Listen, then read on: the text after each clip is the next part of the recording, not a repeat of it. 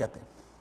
اور ایسی آزمائش، جب الفتنہ قرآن میں استعمال کیا گیا ہے تو الفتنہ سے مراد ایسی آزمائش ہے جو مسلمانوں کے لیے ایسی آزمائش کی حالت ہے جس میں مسلمانوں کے لیے دین پر قائم رہنا مشکل ہو جائے۔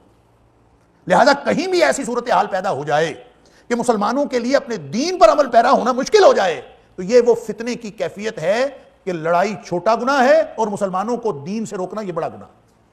الفتنہ تو اشد من القتل، زیادہ سخت ہے فتنہ۔ یعنی کوئی بھی شخص، کوئی قوم یہ اقدامات کرے، کوئی گروہ یہ اقدامات کرے، کوئی حکومت یہ اقدامات کرے کہ لوگ اپنے دین پر عمل کرنے سے قاصر ہو جائیں، لوگوں کے اوپر دین پر قائم رہنا مشکل ہو جائے، تو جہاں کہیں بھی ایسی صورتحال ہوگی یہ فتنے کی صورتحال ہوگی۔ اور جو فتنہ ہے یہ لڑائی سے زیادہ بڑا گناہ ہے۔ یہ بتایا جا رہا ہے ان کافروں کو جن کافروں نے اعتراض کیا تھا کہ ان لوگوں نے جو ہے وہ حرمت والے مہینوں کی حرمت کا خیال نہیں رکھا۔ پھر فرمایا، اب دیکھیں جرائم کا مقابلہ ہو رہا ہے نا، فرمایا یہ تو ولا یزالون یقاتلونکم حتی یردوکم عن دینکم ان استطاعوا، فتنے کی شدت اتنی ہے کہ یہ تو کبھی لڑائی سے باز ہی نہیں آئیں گے۔ لا یزالون یقاتلونکم، یہ تم سے لڑنے سے کبھی باز نہیں آئیں گے، ہمیشہ لڑائی کرتے رہیں۔ انہوں نے تو ایک مستقل جنگ شروع کی ہوئی، مستقل جنگ ہے، اور جنگ کس بات کی ہے؟ وہ چاہتے ہیں حتی یردوکم عن دینکم ان استطاعوا، وہ تو چاہتے ہیں ان کی لڑائی صرف اسلام کی ہے۔ تم نے کلمہ پڑھا ہے نا، وہ یہ چاہتے ہیں کہ واپس آ جاؤ، لا الہ الا اللہ کہنا چھوڑ دو۔ جب تک یہ تمہیں واپس نہ لے آئیں اپنے دین پر، اس وقت تک یہ تمہارے خلاف لڑتے رہیں گے۔ یہ ہے وہ بنیاد اصل میں جو فتنے کی نشاندہی بھی کرتی ہے، اور اس فتنے کی حالت میں اعلاء کلمت اللہ کے لیے اور ظلم اور شرک اور کفر کی بے کنی کے لیے جو اسلام کو اور مسلمانوں کو اجازت دیتی ہے جہاد کی، یہ ہے وہ بنیاد۔ کہ لوگوں نے تو لڑائی شروع کر رکھی ہے، قرآن نے کہا ہم بدؤکم اول مرہ، یہ ابتدا انہوں نے کی ہے، لڑائی انہوں نے شروع کی ہے۔ ان کو تکلیف صرف یہ ہے کہ تم مسلمان۔ پچھلے سالوں میں یہ جو بوسنیا کا مسئلہ رہا اور پوری دنیا میں بڑا ہائی لائٹ ہوا، بوسنیا کے مسلمانوں کا کیا قصور تھا؟ ہم ٹی وی پہ دیکھتے رہے کہ ان کا لباس ویسا ہی تھا جیسے وہ تھے، ان کا رہن سہن، ان کی معاشرت انہی کی طرح تھی، لیکن وہ پھر بھی ان کو مارتے تھے، اور بعض اوقات ان کے نام بھی انہی کی طرح کے تھے، پھر بھی ان کو قتل کرتے تھے۔ وجہ کیا ہے؟ وجہ صرف یہ ہے کہ وہ لا الہ الا اللہ محمد الرسول اللہ پڑھتے ہیں۔ ان کا قصور صرف یہ ہے، اور کفار یہ چاہتے ہیں کہ اس وقت تک ان کو مارو حتی یردوکم عن دینکم ان استطاعوا، جب تک کہ یہ اس کو دین سے واپس نہ۔ آپ اگر کافر بن کے رہو، آپ لا الہ الا اللہ کا انکار کر دو، تو پوری دنیا میں کسی کو کوئی تکلیف نہیں۔ تکلیف ہے تو اس بات ہے کہ آپ لا الہ الا اللہ پڑھتے ہو، اور لا الہ الا اللہ کہنے کا مطلب کیا ہے یہ مسلمان نہیں سمجھا، کافر سمجھتا ہے، اس لیے وہ اس کو قصور گردانتا ہے۔ بھلے آپ کی معاشرت انہی کی طرح کی ہو، بھلے آپ کا لباس انہی کی طرح کا ہو، آپ کے نام بھی انہی کی طرح کے ہوں، لیکن اگر آپ لا الہ الا اللہ پڑھتے ہیں تو کافر اس کا مفہوم خوب سمجھتا ہے۔ لا الہ الا اللہ کا معنی یہ ہے کہ میں کسی کو مانتا ہی نہیں سوائے اللہ کے۔ لا الہ، کوئی بڑا نہیں، کسی بڑے کی بڑائی کو نہیں مانتا، کسی جابر کے جبر کو نہیں مانتا، کسی قوت والے کی قوت کو نہیں مانتا، الا اللہ، سوائے اللہ کے۔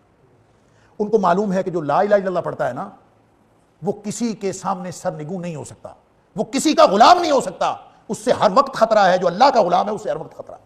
جو یہ کہتا ہے میں دنیاوی بڑوں کی بڑائی کو نہیں مانتا، اس کو ہر وقت اس سے خطرہ ہے۔ یہ وجہ ہے کہ اس وقت تک لڑتے رہیں گے۔ لا یزالون یقاتلونکم حتی یردوکم عن دینکم ان استطاعوا، وہ تمہیں کلمہ طیبہ سے، لا الہ الا اللہ محمد الرسول اللہ سے، تمہارے مشن سے، تمہارے اصل موٹو سے ہٹانا چاہتے ہیں۔ تم واپس آ جاؤ، ان کی طرح کے ہو جاؤ، ان کو کوئی مسئلہ نہیں، اور یہ لڑائی اس وقت تک جاری رہے گی۔ قرآن کہتا ہے لا یزالون یقاتلونکم، ہمیشہ تم سے لڑتے رہے، اور یہ ہمیشہ ماضی بھی اس میں شامل ہے، اور ہمیشہ سے مراد مستقبل بھی شامل ہے، اور آج تک کی تاریخ بھی اس میں شامل ہے، آج کے حالات بھی اس میں شامل ہیں، اور قیامت تک آنے والے حالات اس میں شامل ہیں۔ لہذا مسلمان خاطر جمع رکھیں، کلمہ پڑھا ہے تو اب لڑائی تو لڑنی پڑے گی، ان آزمائشوں میں سے گزرنا ہی پڑے گا، اور یہ ہو ہی نہیں سکتا کہ مسلمان اپنے اسلام کا اعلان کرے، مومن اپنے ایمان کا اعلان کرے، اس کے اوپر آزمائشیں نہ آئیں۔ پچھلے درس میں یہ موضوع ہو چکا کہ کیسے تم نے خیال کر لیا کہ تم جنت میں داخل ہو جاؤ، حسبتم ان تدخلوا الجنہ، کہ تمہیں جنت مل جائے گی، ایسے بیٹھے بیٹھے مل جائے گی۔ تم نے آخر اسلام کا اعلان کیا ہے، تم نے ایمان کا اعلان کیا ہے، اور پھر اللہ تعالیٰ نے یہ بھی فرمایا وَلَنَبْلُوَنَّكُمْ بِشَيْءٍ مِّنَ الْخَوْفِ وَالْجُوعِ، یہ ڈٹنا پڑے گا، یہ ڈٹنے کا دور ہے، اور ڈٹنا پڑے گا، اور دین پر ڈٹنا آج کے دور میں ہی تو اصل امتحان ہے دین پر ڈٹنے کا۔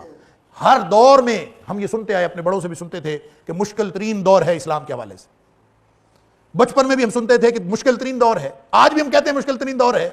نبی اکرم صلی اللہ علیہ وسلم کے دور میں قرآن نازل ہو رہا ہے، اور یہ بتایا جا رہا ہے کہ لا یزالون یقاتلونکم حتی یردوکم عن دینکم ان استطاعوا، کہ یہ اس وقت تک لڑائی جاری رکھیں گے جب تک تمہیں یہ واپس مرتد نہیں کر دیتے، واپس دین سے لوٹا نہیں دیتے، یہ لڑتے رہیں گے۔ تو مشکل ترین دور کون سا تھا؟ وہ تھا، آج کا تھا، یہ آنے والا ہے۔ ہر وہ دور جو آپ گزار رہے ہیں وہ مشکل ترین دور ہے آپ کی، اس لیے کہ آپ کی آزمائش تو اسی دور میں ہے۔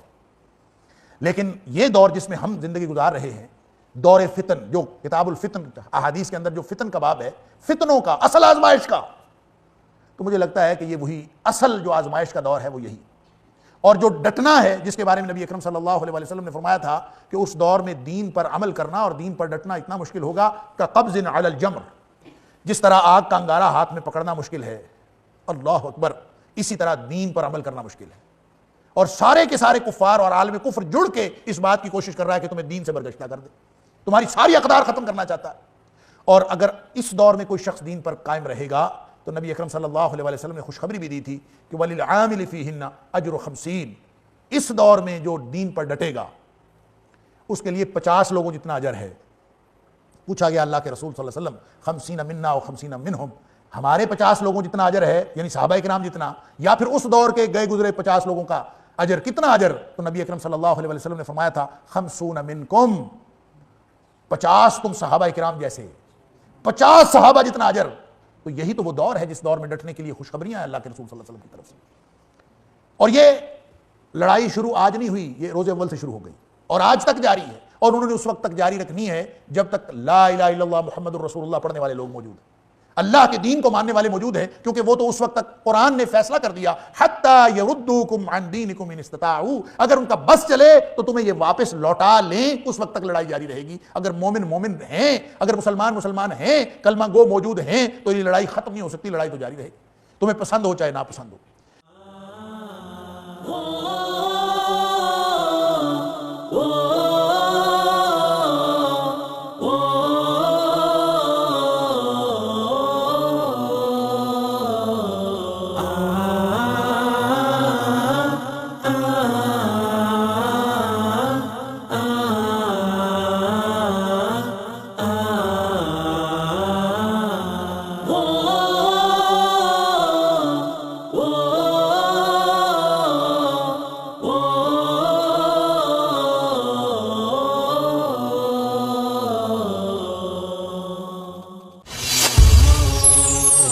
پیغام ٹی وی